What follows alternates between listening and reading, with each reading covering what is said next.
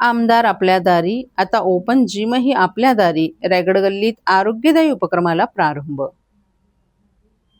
ठाणे शहरातील पाचपाकाडी चंदनवाडी परिसरातील रायगड गल्ली येथील शिवांजली सहकारी गृहनिर्माण संस्थेच्या आवारात आमदार संजय केळकर यांच्या आमदार निधीतून उभारण्यात आलेल्या ओपन जिमचा लोकार्पण सोहळा नुकताच उत्साहात पार पडला. नागरिकांच्या आरोग्याचा विचार करून परिसरातच व्यायामाची सुविधा उपलब्ध व्हावी या उद्देशानं हा उपक्रम राबवण्यात आला आहे. शहराचा विकास जितका महत्त्वाचा तितकंच नागरिकांचं आरोग्यही सुदृढ राहिलं पाहिजे या संकल्पनेतून जनसेवक आमदार संजय केळकर यांच्या आमदार आपल्या दारी उपक्रमानंतर आता ओपन जिम आपल्या दारी ही संकल्पना प्रत्यक्षात उतरली आहे. यावेळी भाजपचे ज्येष्ठ नगरसेवक नारायण पवार, नगरसेविका काजल गुनिजन, माधुरी मेटांगे, प्रदेश शेडगे, किशोर गुनिजन तसंच शिवांजली सहकारी गृहनिर्माण संस्थेचे पदाधिकारी आणि परिसरातील अनेक रहिवासी मोठ्या संख्येने उपस्थित होते. रायगड गल्ली परिसरात आधुनिक व्यायाम सुविधा उपलब्ध झाल्याने नागरिकांनी समाधान व्यक्त केलं असून या ओपन जिमचा लाभ सर्व वयोगटातील नागरिकांना होणार असल्याचं मतही उपस्थितांनी व्यक्त केले. गुरुजन जे आहेत ना ते फार एक्सप्रेस गाडी आहे, थांबतच नाही, ब्रेकच नाही गाडी. त्याच्यामुळे पुढचं कामाचं पण बुकिंग त्यांनी माझ्या लगेच करून. आणि जेव्हा आम्ही ओपनिंग केलं त्याच वेळेला लक्षात आलं की वरती शेडची गरज आहे, कारण ऊन पाऊस कधीही येतो आणि काही त्याचा नियम राहिलेला नाही. आणि त्याच्यामुळे शेडचं पण आपण त्या ठिकाणी काम करू. जवळजवळ आपण 50च्या वर जिम या ठिकाणी कार्यरत करू, कारण या शहराचं आरोग्य चांगलं झालं पाहिजे, चांगलं राहायला पाहिजे. आणि आमदार आपल्या दारी, जिम पण आपल्या दारी. जाता येता तुम्हाला हातपाय मारायला, थोडा एक्सरसाइज करायला संध्याकाळच्या वेळेला त्याचा उपयोग होईल. आणि निश्चितपणे त्याची देखभाल जी आहे ती तुम्हीच करावं लागेल. त्याचं काही वेळेला त्याचे आता जिम तर मजबूत आहे, पार्टबीट काही लवकर कुठे काही खराब होणार नाही, पण दैनंदिन देखभाल जर केली तर जास्त दिवस आपल्याला निश्चितपणे टिकेल. या निमित्ताने आपल्याला पुन्हा एकदा मी शुभेच्छा देतो आणि माझं बोलणं संपवतो. धन्यवाद.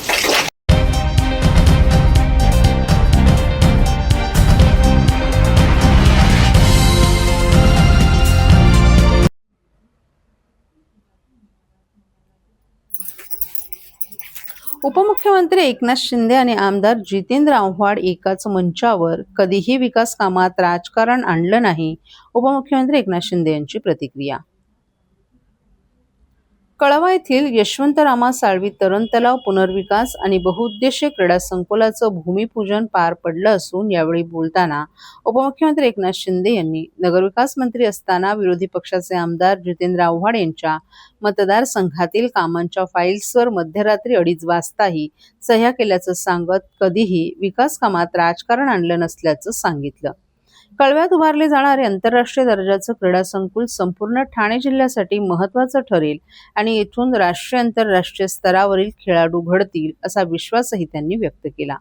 यावेळी आमदार जितेंद्र आव्हाड यांनीही शिंदे यांच्या सहकार्याचं कौतुक करत मतदारसंघाच्या निधीसाठी त्यांचं सहकार्य नेहमीच लाभल्याचं सांगितलं. या कार्यक्रमात विधान परिषदेचे उपसभापती सचिन आहेर यांच्यासह इतरही मान्यवर उपस्थित होते.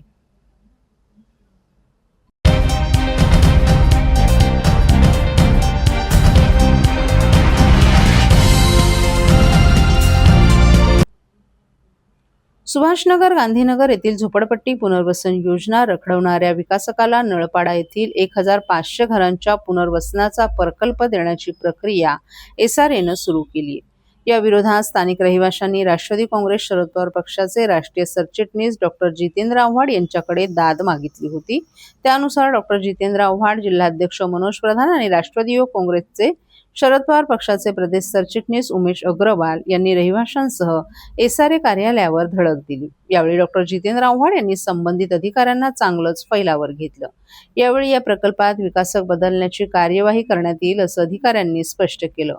नळपाडा येथील 1500 घरांचा पुनर्विकास करण्याची प्रक्रिया सुरू करण्यात आली आहे. त्यासाठी एसआरए अधिकाऱ्यांनी रिट्स प्रॉपर्टी इंडिया या विकासकाला पुढे केले. ही कंपनी महाकाली बिल्डर्सचाच भाग आहे. या कंपनीला याआधी गांधीनगरमधील 2200 झोपडीधारकांनी सहमतीपत्र दिलं होतं. त्यानंतर 400 घरं पाडण्यात आली, मात्र त्यांना अद्याप भाडं अदा करण्यात आलं नाही. तसंच सुभाषनगर येथील एसआरए प्रकल्प 15 वर्ष रखडलाय. आता गांधीनगर येथील उर्वरित 1800 झोपडीधारकांनी घरं रिकामी करण्यास नकार दिलाय. आर्थिक डबघाई चाललेल्या महाकाली डेव्हलपर्स संचालित रिट्स प्रॉपर्टी इंडिया या कंपनीसाठी एसआरए अधिकारी पायघड्या का घालत आहेत, असा सवाल करत रहिवाशांनी डॉक्टर जितेंद्र आव्हाड, मनोज प्रधान यांच्यासोबत एसआरए अधिकाऱ्यांची भेट घेतली. यावेळी विकासक बदलण्याची कार्यवाही करण्याबाबत आश्वासन देण्यात आले. नळपाड्याचे 1500 घरं ज्यांची आहेत आणि एका विकासकाला एसआरए योजना राबवण्यास सहमती येत असल्याचं स्थानिक रहिवाशांचं म्हणणं असल्याचं प्रधान यांनी सांगितलं. या विरोधात डॉक्टर जितेंद्र आव्हाड या ठिकाणी आले होते.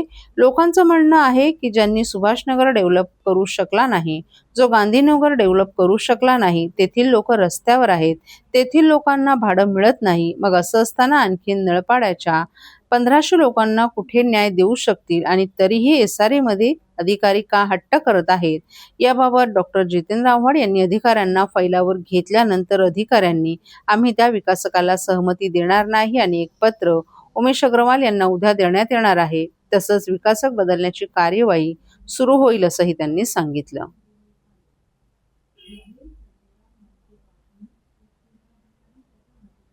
भेट दिलेली आहे. स्वतः आव्हाड साहेब होते. काय नेमकी चर्चा झाली अधिकाऱ्यांसोबत? असं आहे की तुम्ही माहोल बघताय, नळपाड्याचे 1500 घरं त्याच्यात आहेत आणि एक विकासकाला एसआरए LOI देतोय अशी चर्चा होती. त्याच्या विरोधात आव्हाड साहेब या ठिकाणी आले. लोकांचं म्हणणं असं आहे की ज्यांनी सुभाषनगर डेव्हलप करू नाही शकला, जो गांधीनगर डेव्हलप करू नाही शकला, तिथली लोक रस्त्यावर आहेत, तिथल्या लोकांना भाडं मिळत नाहीये. मग असं असताना आणखीन नळपाड्याच्या 1500 लोकांना कुठे तो न्याय देऊ शकतो? आणि तरीही एसआरएचे अधिकारी हट्ट बांधून होते की त्याला कुठेतरी LOI मिळावा, म्हणून आव्हाड साहेब इकडे आलेले. आव्हाड साहेबांच्या याला मान देऊन अधिकाऱ्यांनी सांगितले की आम्ही काय LOI देणार नाही आणि एक पत्र उमेश अग्रवाल यांना उद्या देण्यात येईल. जी आज या ठिकाणी एका चालू दिवशी लोक आली, त्याचं खरंच चीज झालं, कारण काय आव्हाड साहेब इकडे आले आणि कुठेतरी 13-2ची कारवाई सुरू होईल असं वाटतंय. 13-2 काय, विकासक बदलण्याची कारवाई सुरू होईल असं दिसतं.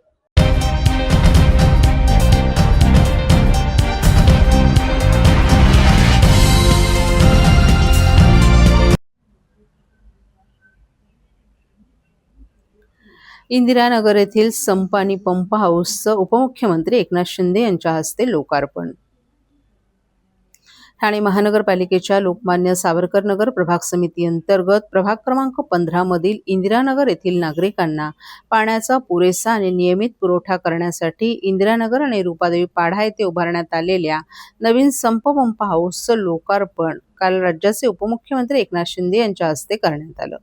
यावेळी विधान परिषदेचे उपसभापती सचिन अहिर, खासदार नरेश मस्के, आमदार रवींद्र फाटक, महापौर शर्मिला पिंपळकर, सभागृह नेते हनुमंत जगदाळे, शिवसेनेचे गटनेते पवन कदम, स्थानिक नगरसेविका यज्ञा भोईर यांच्यासह अनेक मान्यवरही उपस्थित होते. या संप आणि पंप हाऊससाठी माजी नगरसेवक एकनाथ भोईर, नगरसेविका एकता भोईर, नगरसेविका यज्ञा भोईर यांनी सातत्यपूर्ण पाठपुरावा केला होता आणि त्यांच्याच पाठपुराव्यामुळे आजचा हा प्रकल्प उभा राहिला. या प्रकल्पामुळे इंदिरानगर परिसरातील पाणी पुरवठा अधिक सक्षम, नियमित आणि सुरळीत होण्यास मदत होणार असून नागरिकांच्या दीर्घकालीन पाणी समस्या सुटण्यासाठी हा महत्त्वाचा टप्पा ठरणार आहे. इंदिरानगर येथील संप येथून 31 MLD आणि रूपादेवी पाडा येथील संप येथून 21 MLD अशा एकूण 52 MLD अतिरिक्त पाणी पुरवठा योजनांचं लोकार्पण करण्यात आलं असल्याचं उपमुख्यमंत्री एकनाथ शिंदे यांनी नमूद केलं. या भागातील नागरिकांना दररोज पाणी मिळावं ही अनेक वर्षांची मागणी होती. या योजनेमुळे महिलांची, विद्यार्थ्यांची आणि नागरिकांची पाण्यासाठी होणारी दैनंदिन धावपळ मोठ्या प्रमाणात कमी होणार आहे. या प्रकल्पासाठी आवश्यक जागा उपलब्ध व्हावी यासाठी 2018 मध्ये MIDC कडे पाठपुरावा करण्यात आला. त्यानंतर संबंधित जागा महापालिकेच्या ताब्यात आल्याने ही योजना प्रत्यक्षात साकारता आली आहे. या प्रकल्पाचा लाभ इंदिरानगर, रूपादेवीपाडा, साठेनगर, हनुमाननगर, वाल्मिकीपाडा, श्रीनगर, किसननगर, भटवाडी, शांतीनगर, वारलीपाडा, रामनगर, कितीतला, जुनागाव, कैलासनगर तसंच परिसरातील हजारो नागरिकांना होणार आहे. नागरिकांना नियमित आणि मुबलक पाणीपुरवठा करण्यासाठी पुढेही कटिबद्ध राहणार असल्याचं उपमुख्यमंत्री एकनाथ शिंदे यांनी नमूद केलं.